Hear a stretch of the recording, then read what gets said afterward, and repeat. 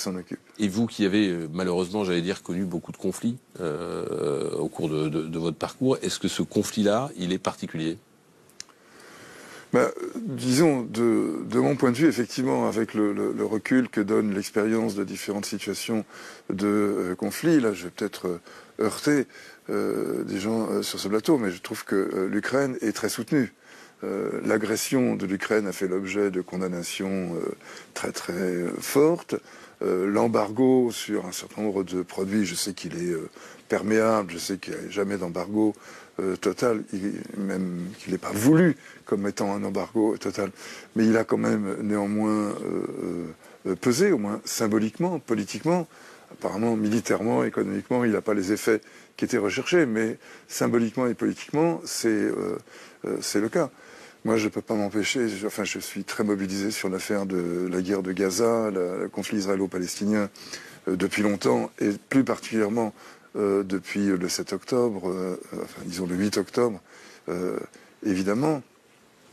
On voit que Poutine, enfin la Russie, attaquant, agressant, colonisant, dépossédant l'Ukraine, fait l'objet d'une politique de rétorsion, d'une réprobation quand même assez forte, en tout cas de la part du camp démocratique, disons. L'Occident auparavant, oui. L'Occident, voilà, j'ai toujours un peu de mal avec cette notion, mais enfin, allons-y avec l'Occident, alors que son équivalent dans le conflit israélo-palestinien, c'est l'Israël. C'est Israël qui attaque, qui occupe, qui dépossède, qui colonise.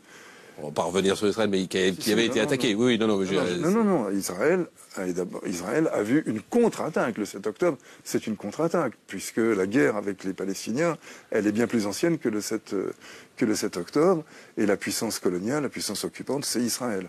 De la même façon qu'en Ukraine, la puissance attaquante et la puissance occupante, c'est la Russie.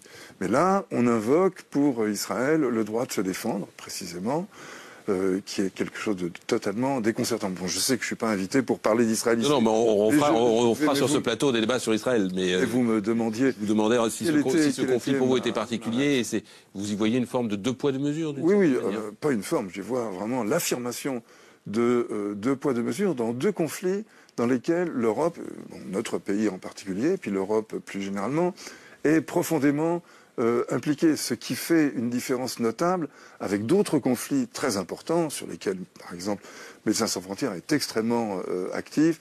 Le conflit de République démocratique du Congo, le conflit de l'Est du Congo, le conflit du Soudan, la guerre de Birmanie et plusieurs autres encore. Dans celle-ci, on est loin d'une certaine manière. Les protagonistes n'attendent pas de l'Europe un quelconque soutien, ni militaire, ni politique. Alors que là, au contraire, ce sont les portes d'Europe et nous sommes tous impliqués dedans.